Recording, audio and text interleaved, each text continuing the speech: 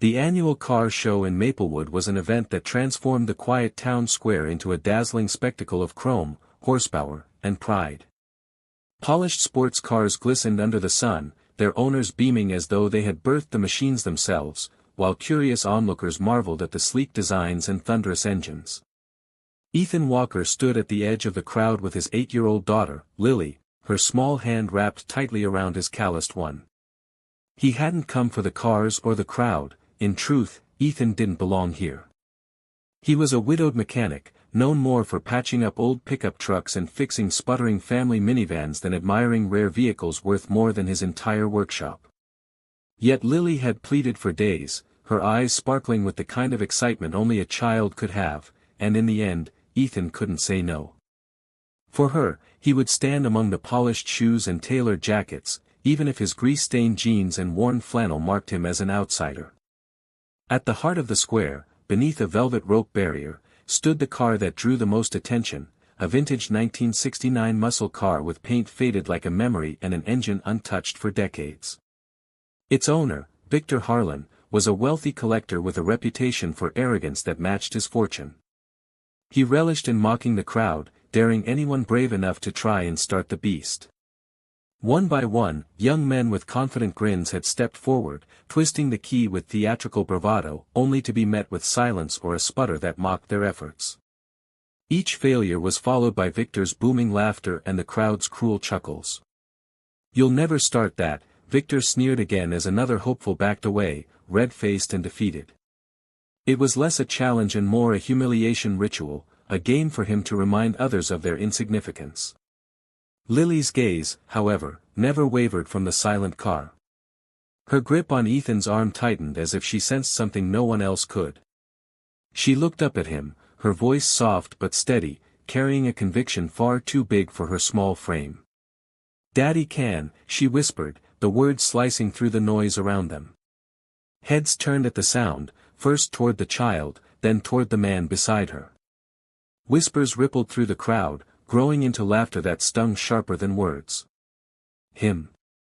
The grease monkey," someone snorted. "He fixes tractors, not legends," another jeered. Victor raised a brow, his lips curling into a cruel smile as he tossed the keys onto the pavement with a metallic clink. "Well then, mechanic," he mocked, folding his arms with satisfaction, "show us. If you can start her, she's yours. But don't embarrass yourself in front of your little girl." The laughter roared, but Ethan barely heard it.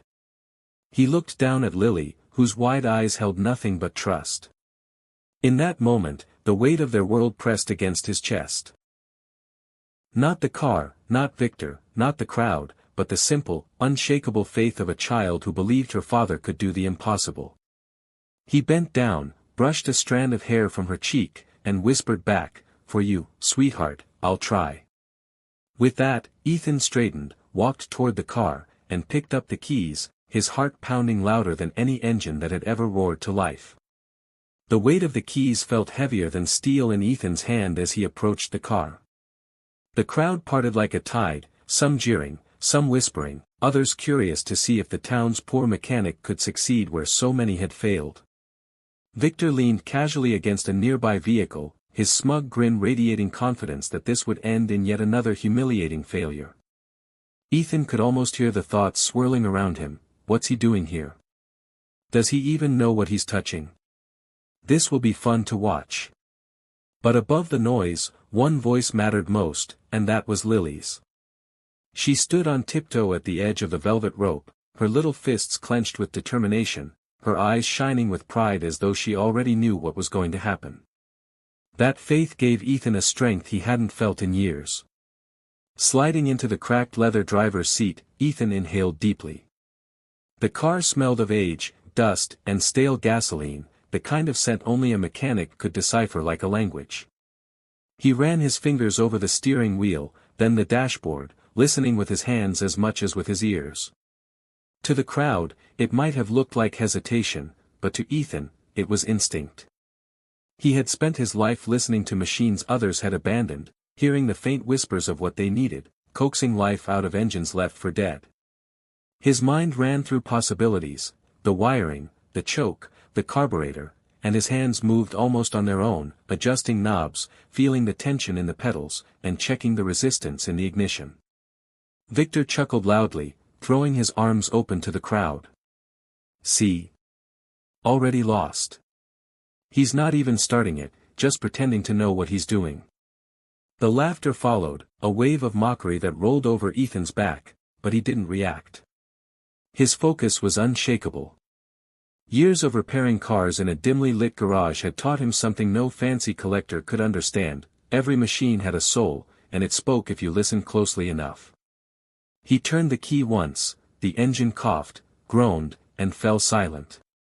Gasps erupted, followed by mocking applause. Someone shouted, "That's all he's got." But Ethan wasn't finished. He adjusted the choke again, his fingers light but precise, as if he were comforting a wounded animal. He closed his eyes briefly, shutting out the noise, picturing the machine's rhythm in his head. In the corner of his eye, he saw Lily pressing her small hands together as though she were praying.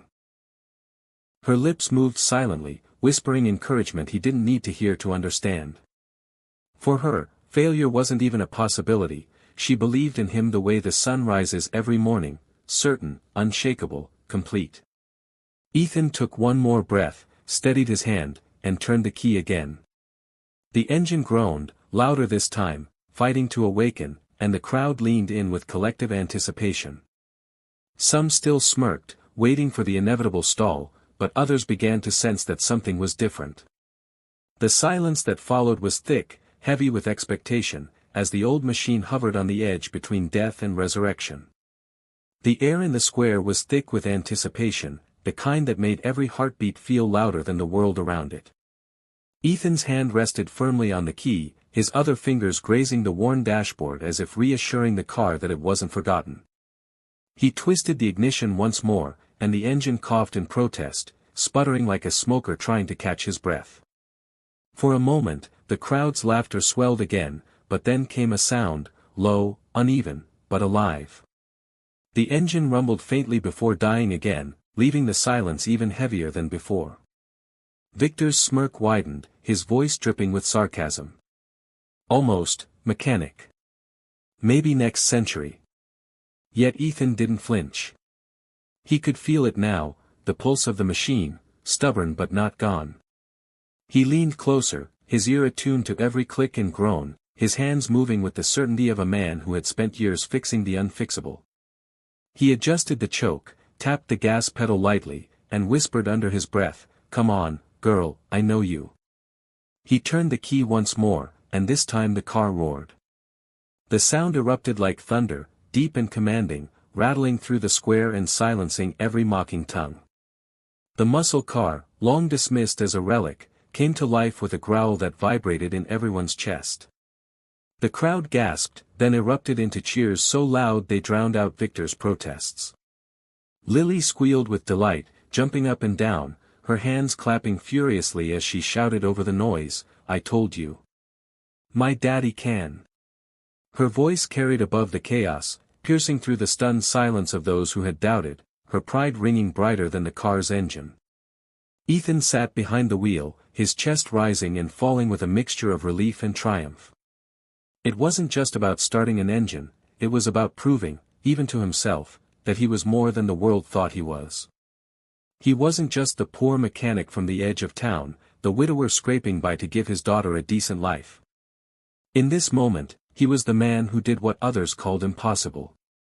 He glanced at Lily, her smile wide enough to light up the entire square, and in her eyes he saw the only victory that mattered. Victor's face turned pale, his arrogance evaporating with each second the car continued to roar. He tried to laugh it off, shouting over the noise, "It's a fluke. Anyone could have done it." But the crowd wasn't listening to him anymore. They were cheering for Ethan, clapping him on the back, marveling at how effortlessly he had done what they had watched so many fail to achieve. Strangers called out his name, others reached for Lily to praise her for believing when no one else did. The car's steady growl became a hymn of triumph, and Ethan finally let himself smile. He revved the engine gently, the sound echoing like a declaration of victory across the square. In that single moment, Ethan wasn't invisible anymore, he was a man reborn, with his daughter's faith as his crown. As the cheers rolled through the square, Ethan slowly turned off the ignition, the car settling into silence like a beast tamed at last. The crowd buzzed with energy, their earlier sneers replaced with admiration, and for once, Ethan felt the weight of their eyes not as judgment but as respect. He stepped out of the car, and before he could even stand tall, Lily ran to him, leaping into his arms with joy. "You did it, Daddy. I knew you could," she shouted, wrapping her little arms around his neck. Ethan held her tightly, his throat thick with emotion, realizing that her unshakable faith had given him the strength to ignore the ridicule and press on until he succeeded. She hadn't just believed in him, she had reminded him to believe in himself. Victor, red-faced and flustered, stormed toward them, his pride wounded beyond repair. "This doesn't count. You tampered with it, there's no way you," he sputtered, but the jeers from the crowd cut him off. "Pay up, Victor," someone shouted, while another yelled, "A deal's a deal." The wealthy collector's eyes darted nervously, but he knew he had no escape. His arrogance had been his undoing, and now the car was Ethan's. With visible reluctance, Victor extended his hand, his lips tight with suppressed fury. Ethan glanced at the man, then down at Lily, before shaking his head. "Keep your car," he said calmly, his voice steady. "I don't need it. What I needed, I already have." Murmurs spread quickly through the crowd, some stunned by his refusal, others nodding in respect. It wasn't about owning a rare car, Ethan realized, it was about proving something to himself, to his daughter, and perhaps even to the world. Still, his victory sparked something greater. Strangers who had watched the impossible unfold began approaching him, offering business cards, contacts, and job opportunities. "I've got a garage in the city, I'd pay good money for a man with hands like yours," one said. Another added, "If you can revive that engine, you can revive anything. Come work for me."